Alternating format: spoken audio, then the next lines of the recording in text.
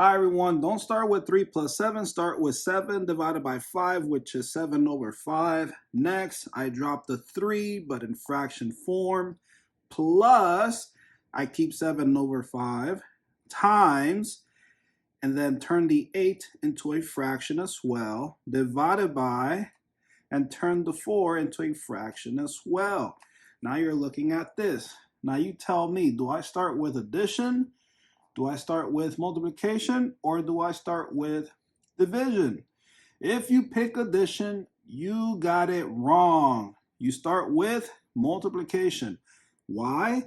Because when you're solving these tricky math problems with different operations, you start with the left, the furthest left operation, which is addition in this case, and then you work towards the right. So plus, okay.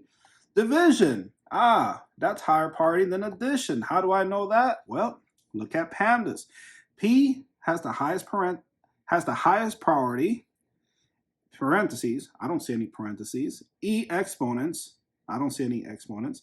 I do see multiplication and division, and I do see addition. I don't see subtraction. And notice that addition is in the lowest level in pandas. And so multiplication is in a level that's above the lowest level. And notice that these two operations are both within its own level. Multiplication and division are both within its own level. It's just which one you hit first. If it was division and then multiplication there, then division goes first. So don't think that it goes with the strictness of these letters. M goes first, D goes second. No, it's which of those two hit first that's higher priority than these two. So if this was subtraction, then of course multiplication beats subtraction or has higher priority than subtraction. In this case, I see addition. So that's why multiplication goes first. Okay, now that I said that, let's start with 7 times 8, which is, what is 7 times 8? I know a lot of people don't know what 7 times 8, and a good way to remember this is that 8 times 8 equals 64, and the closest to 64 is 56, which is 8 times 7, and then 8 times 6 is closer to 48, which is 56 closer to 48, and then that's 8 times 6, and 8 times 5 is easy, that's 40. If you think of the clock, just remember that, and you'll know what 7 times 8 is. And then 8 times 9, just use the hand trick. So you got 10 numbers, you drop the 9, you got 80 and then 1. Wait, nope, I got that wrong. Yeah, 81. 8 times 9, sorry. You drop the 8th number, you got 72 because 9 times 9 is 81. Okay, now that I said that, 7 times 8 or 8 times 7 is 56 over 5 times 1 is 5. Next, I'll erase the middle part and then write in 56 over 5 and erase this for space. Now you tell me, do I start with division or addition? If you said division, you're right. Notice that I'm dividing two fractions, so I use the keep, change, flip rule. So I keep the first fraction, I change division to multiplication, and then lastly, you flip the second fraction. So the 1 goes above and the 4 goes below the fraction bar. So it'll be written like this, 1 over 4. Next, multiply across. 56 times 1, that's easy. 56 over 5 times 4 is 20. So you have 56 over 20.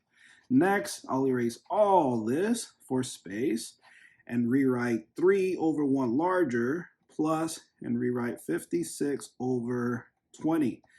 Notice the denominators are different, so I use the butterfly method. I'll use a different color. I'll use hot pink.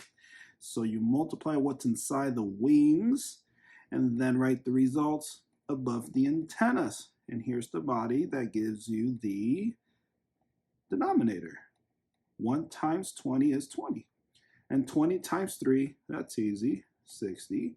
1 times 56, that's easy too, 56. Next, you add those two numbers.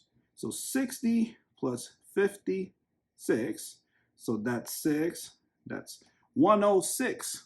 So you got 106, right? Because you got 0 plus 6 is 6, 6. Oh, I made a mistake. It's 11, not 106. Oops. I knew something was not right.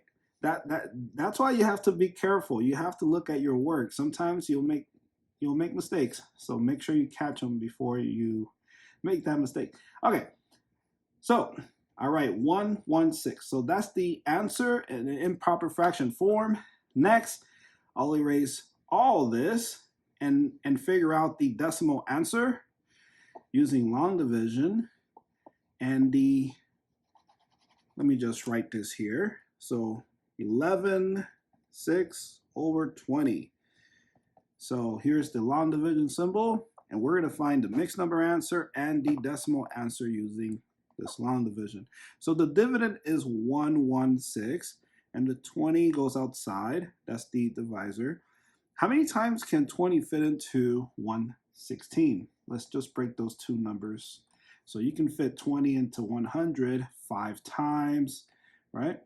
And then you can fit 20 into 16. You cannot, so you just write 5 up there. 5 times 20 is 100.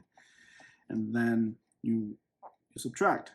116 minus 100 is 16. The 16 needs to borrow a 0 because you cannot fit 20 into 16.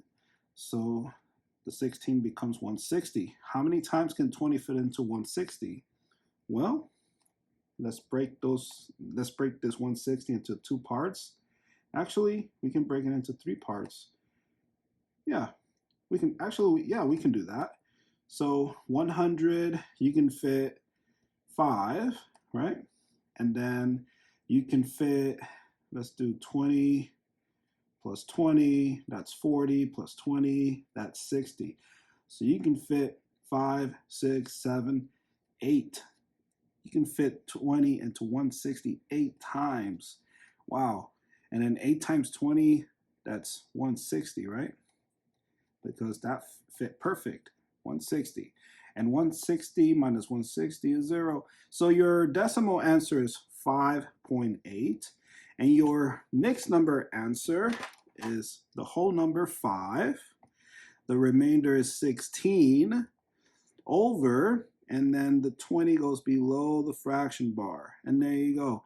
If you have not subscribed to the channel, please subscribe to the channel to support. And if you already did, thank you so much. And if you got the answer correct, or you got these 3 answers, hit that like button.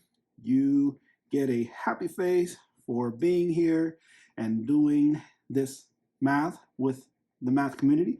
And again, thank you so much for watching, and I'll see you in the next video. Bye. Thank you.